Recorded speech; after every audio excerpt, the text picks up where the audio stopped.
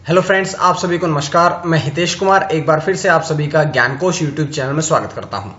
आज है 3 अप्रैल और 3 अप्रैल से जितनी भी करंट अफेयर्स बनेंगी वो हम आज की वीडियो में चर्चा करेंगे। इस वीडियो का पीडीएफ आप ज्ञानकोश फेसबुक पेज से डाउनलोड कर लीजिएगा या ज्ञानकोश टेलीग्राम चैनल से या ज्ञानकोश व्हाट्सएप ग्रुप को आप ज्वाइन कर लीजिएगा। वहां पर आपको सारे पीडीएफ मिलते रहेंगे।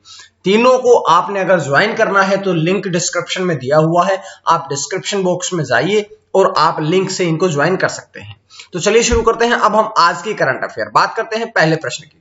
तो सबसे पहला प्रश्न आपकी स्क्रीन पे है कि जेंडर गैप सूचकांक 2021 जो इंडेक्स 2021 है ये जारी किया गया है। सूचकांक जो 2021 का है, जेंडर गैप सूचकांक, ये जारी किया गया है। अब बात करते हैं कि इसमें भारत का कौन सा स्थान रहा है। तो ध्यान रखिएगा कि 4 ऑप्शन आप लोगों के पास है कि जो 2021 का जेंडर गैप सूचकांक जारी किया गया है, इसमें जो भारत के अगर हम स्थान की बात करें तो भारत का 140वां स्थान रहा है। भारत का 140वां स्थान रहा है और कुल 156 देशों का आकलन किया गया था, जिसमें भारत देश अपना जो है वो 156 में से 140वें स्थान पर रहा है।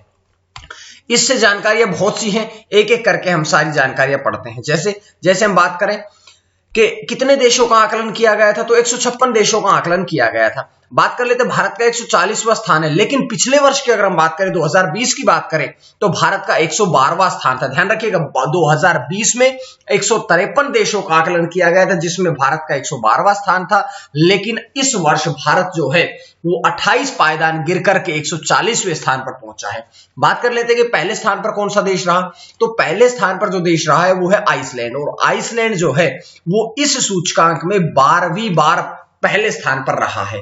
सबसे खराब प्रदर्शन की बात करें तो अफगानिस्तान जो है ये 156वें स्थान पर रहा है, यानी कि सबसे खराब प्रदर्शन रहा है इसमें अफगानिस्तान का। बात कर लेते हैं कि दक्षिण एशिया में, अगर हम दक्षिण एशिया की बात करें तो दक्षिण एशिया में सबसे अच्छे प्रदर्शन की बात कर रहे हैं तो दक्षिण एशिया में सबसे अच्छे प्रदर्शन की बात करें तो बांग्लादेश देश रहा है, जिसका 65वां स्थान रहा है। और दक्षिण एशिया में भारत का सबसे खराब प्रदर्शन करने वाले जो देश है उसमें तीसरा स्थान है, यानी कि भारत से केवल 2 ही देश ऐसे हैं जिन्होंने खराब प्रदर्शन किया है, दोनों भारत के पड़ोसी देश।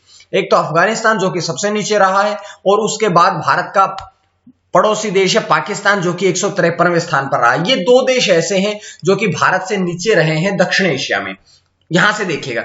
उसके बाद भारत के पड़ोसी देशों की बात करें, बांग्लादेश 65वां स्थान, नेपाल 106, भूटान 130वां स्थान, श्रीलंका 116वां स्थान रहा है। तो ये कुछ भारत के पड़ोसी देश थे जिनसे हमने इस सूचकांक के बारे में पढ़ा है। अभी और जानकारियां है, जैसे कि सबसे जो टॉप शीर्ष 10 देश है जिसमें लिंग समान देश है वो कौन कौन से हैं। तो सबसे पहले मैंने बताया था आइसलैंड, दूसरे नंबर पर रहे फिनलैंड, तीसरे नंबर पर नॉर्वे, चौथे नंबर पर न्यूजीलैंड, रवांडा 5वां, स्वीडन 6ठा, नामीबिया, लिथुआनिया, आयरलैंड और 10वां स्थान रहा है स्विट्जरलैंड का। तो ये शीर्ष 10 देश हैं जो कि ग्लोबल जेंडर गैप रिपोर्ट 2021 में जिनका स्थान रहा है। अब बात कर लेते हैं कि ये जो सूचकांक है किसके द्वारा जारी किया गया है। तो अगर हम इसकी बात करें तो विश्व आर्थिक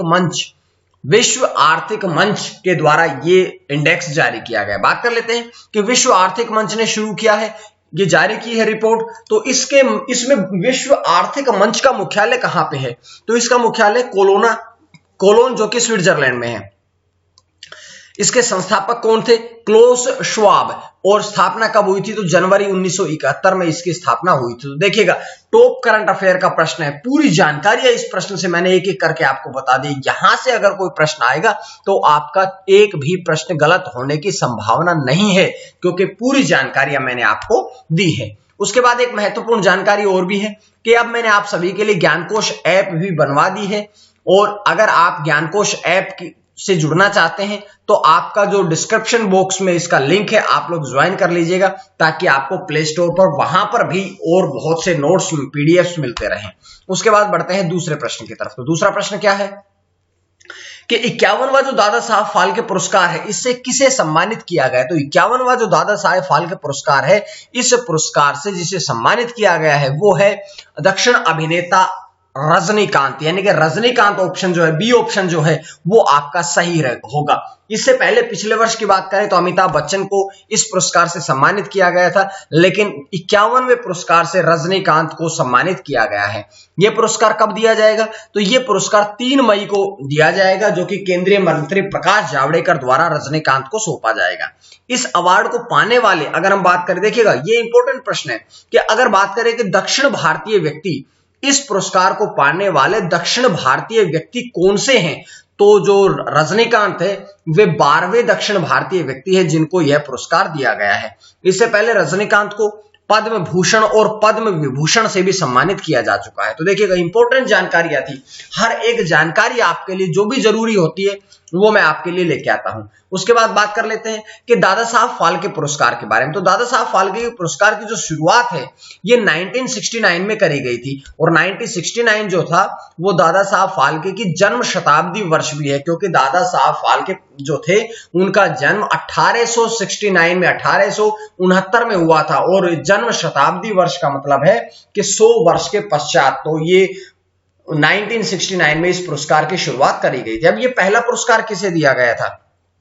तो दादा साहब फाल्के पुरस्कार जो है ये पहला पुरस्कार अभिनेत्री देविका रानी को दिया गया था, और इस पुरस्कार को देते समय साथ में 10 लाख रुपए दिए जाते हैं और एक स्वर्ण कमल भी दिया जाता है। ठीक है, तो ये जानकारी यहां से थी। अब दादा साहब फाल्के जो थे उन्होंने भारत की पहली फिल्म 1913 में बनाई थी जिसका नाम था राजा हरिश्चंद्र। देखिएगा कितनी जानकारी आपके लिए यहां से लेके आता हूं। तो ये बहुत ही शॉर्ट टर्म में, कम से कम समय में मात्र 10 से 15 मिनट की वीडियो होती है, जिसमें आपको बहुत महत्वपूर्ण प्रश्न मिलते हैं, साथ साथ में उनसे संबंधित जानकारियां भी मिलती है। तो अगर आपको ये जानकारियां पसंद आती है तो आप अपने दोस्तों के पास शेयर करें वीडियो को ज्यादा से ज्यादा, और आप इस वीडियो को या इस चैनल को सब्सक्राइब जरूर कर लें। उसके बाद तीसरा प्रश्न क्या है कि शांतिर अग्रसेना 2021 सैन्य अभ्यास का आयोजन किस देश में शुरू किया गया? तो एक शांतिर अग्रसेना 2021 सैन्य अभ्यास है जिसका जो आयोजन है ये किस देश में किया गया है? तो ये किया गया है बांग्लादेश में। बांग्लादेश यानी कि ऑप्शन बी जो है वो आपका एकदम सटीक रहेगा। बांग्लादेश से एक प्रश्न और भी आ सकता है कि किस देश के प्रधानमंत्री ने बांग्लादेश की अभी यात्रा पर थे? तो भारत देश के प्रधानमंत्री नरेंद्र मोदी जो थे वे अभी बांग्लादेश का दौरा करके भी आए हैं। ये कोविड-19 के पश्चात उनका 460 दिनों के बाद में कोई पहला विदेशी दौरा था। उसके बाद हम बात करते हैं अगले प्रश्न की। अगला प्रश्न क्या है कि ये कब से कब तक आयोजन किया जाएगा? तो इसका 4 से लेकर के 12 अप्रैल तक, यानी कि 4 अप्रैल से लेकर के 12 अप्रैल तक इसका आयोजन किया जाएगा। इसमें कौन कौन से देश की सेनाएं शामिल होंगी? तो इसमें royal Bhutan army, Sri Lanka army, Bangladesh army और भारतीय सेना जो है ये मिलकर के संयुक्त अभ्यास को इसका आयोजन करेंगे। अब इसका विषय क्या है? तो शांतिर अग्रसेना जो 2021 सैन्य अभ्यास है इसका विषय है रोबस्ट पीस कीपिंग ऑपरेशन, और इसका आयोजन जो है, एक इंपॉर्टेंट बात बता रहा हूं आपको कि इसका आयोजन जो है ये बांग्लादेश के राष्ट्रपिता जिस राष्ट्रपिता जो कि जैसे भारत के राष्ट्रपिता महात्मा गांधी है, ऐसे ही बांग्लादेश के राष्ट्रपिता जो है बंगबंधु शेख मुजीबुर रहमान, उनकी जन्म शताब्दी और देश की मुक्ति होने के गौरवशाली 50 वर्ष पूरे होने के उपलक्ष्य में इसका आयोजन किया जा रहा है। तो ये देखिएगा पड़ोसी देशों ने मिलकर के, सारे भूटान है, श्रीलंका है, बांग्लादेश है, भारत है, ये सारे पड़ोसी देशों ने मिलकर के बांग्लादेश में इसका शांतिर अग्रसेना 2021 सैन्य अभ्यास का आयोजन किया है। ठीक है, तो पूरी जानकारी यहां से आपको इस प्रकार से मिलती है। उसके बाद बढ़ते हैं अगले प्रश्न की तरफ। अगला प्रश्न नंबर 4 के कर्मचारी राज्य बीमा निगम ईएसआईसी के महानिदेशक कौन बने हैं? तो अब ईएसआईसी के जो महानिदेशक बने हैं वे बने हैं मुखमीत एस भाटिया। मुखमीत एस भाटिया, यानी कि इस प्रश्न का जो ऑप्शन है वो आपका सी ऑप्शन एकदम सटीक रहेगा। मुखमीत एस भाटिया जो है वे कर्मचारी राज्य बीमा निगम के अब महानिदेशक डायरेक्टर जनरल बने हैं। बात करते हैं इस प्रश्न से और भी जानकारियां, जैसे कि बात करते हैं कि जो मुखमीत सिंह एस भाटिया है वे 1990 बैच के झारखंड कैडर के आईएएस अधिकारी है। और इससे पहले वो किस पद पर थे? तो इससे पहले वे वित्त मंत्रालय के आर्थिक मामलों के विभाग में अतिरिक्त सचिव का पदभार भी संभाल चुके हैं और अब उन्हें कर्मचारी राज्य बीमा निगम का महानिदेशक बना दिया गया है। तो अब कर्मचारी राज्य बीमा निगम के महानिदेशक बने हैं, तो इसके बारे में पढ़ते हैं। सबसे पहले तो इसकी फुल फॉर्म पढ़ेंगे। शॉर्ट में मैंने बताया था ESIC। ESIC मतलब employees state insurance corporation. Employees state insurance corporation जो है वो इसकी फुल फॉर्म है, यानी कि हिंदी में इसे कहेंगे कर्मचारी राज्य बीमा निगम। स्थापना कब हुई थी? तो इसकी स्थापना 24 फरवरी 1952 में करी गई थी। मुख्यालय कहां पे है? तो इसका जो मुख्यालय है वो है नई दिल्ली में। तो इस प्रकार से हर एक जानकारी जो है वो आप सभी के लिए यहां से मिल जाती है। उसके बाद प्रश्न नंबर 5 की तरफ बढ़ते हैं। तो प्रश्न नंबर 5 क्या है कि तेल और प्राकृतिक गैस निगम ONGC के अध्यक्ष और प्रबंध निदेशक यानी कि CMD कौन बने हैं? तो अध्यक्ष और प्रबंध निदेशक यानी कि CMD जो बने हैं वो कौन बने हैं? 4 ऑप्शन आप लोगों के पास है, जिसमें से आप देखिएगा सुभाष कुमार, ऑप्शन डी जो है वो आपका आंसर यहां से एकदम सही है। आपका आंसर एकदम सटीक होगा, सुभाष कुमार। तो ये जानकारी मैंने आपको यहां से दे दी है। उसके पश्चात बहुत सी जानकारियां इसमें और भी हैं जो कि हम एक एक करके पढ़ते हैं। जैसे कि बात करते हैं कि इससे पहले वो किस पद पर थे? तो इससे पहले सुभाष कुमार जो थे वे वित्त निदेशक के रूप में कार्यरत थे। वित्त निदेशक के रूप में कार्यरत थे, जो कि अब इसके CMD बन गए हैं, यानी कि अध्यक्ष और प्रबंध निदेशक बन गए हैं। अगला प्रश्न ये भी रहेगा कि उन्होंने स्थान किनका लिया है? तो उन्होंने शशि शंकर का स्थान लिया है। तो शशि शंकर जो कि 31 मार्च को रिटायर हो गए थे, उनके स्थान पर अब सुभाष कुमार जो है वे ONGC यानी कि तेल और प्राकृतिक गैस निगम के अध्यक्ष और प्रबंध निदेशक बने हैं। उसके बाद ONGC के बारे में भी बातें पढ़ते हैं। ONGC बड़ा इंपॉर्टेंट बात है, देखिएगा। ONGC की पहले तो पढ़ेंगे फुल फॉर्म क्या है। Oil and natural gas corporation. इसका मुख्यालय कहां पे है? तो इसका मुख्यालय है वसंत कुंज नई दिल्ली में। इसकी स्थापना कब हुई थी? तो ONGC की स्थापना हुई थी 14 अगस्त 1956 में। 1956 में ONGC की स्थापना हुई थी। तो पूरी जानकारी एक एक करके पढ़ते हैं आप सभी के साथ। उसके बाद आज का प्रश्न, क्योंकि 5 प्रश्नों के बाद में हम पढ़ते हैं आज के प्रश्न को। तो आज का प्रश्न क्या है कि किस राज्य ने सरकारी बसों में महिलाओं के लिए मुफ्त यात्रा की घोषणा करी है? तो अब ऐसा कौन सा राज्य है जिसने की जो सरकारी बसें होती है, जो गवर्नमेंट की बसें होती है, उनमें महिलाओं को मुफ्त यात्रा देने की घोषणा करी है? आप अपना जवाब कमेंट बॉक्स में करके बताइएगा ताकि आपके जवाब मुझ तक पहुंचते रहें। उसके बाद अगला प्रश्न क्या है कि किस क्षेत्र में ये मैंने कल का प्रश्न पूछा है कि किस क्षेत्र में 6 अंकों का HSN कोड अनिवार्य किया गया था? तो ये GST ये रहेगा, ठीक है। तो आपका जिन्होंने भी जवाब दिया है, आप सभी का जवाब एकदम सटीक है, एकदम सही है, जिसका आपने सही जवाब दिया है। उसके पश्चात छठा प्रश्न क्या है कि पैन कार्ड को आधार कार्ड से लिंक करने की अंतिम तिथि कब तक बढ़ाई गई है?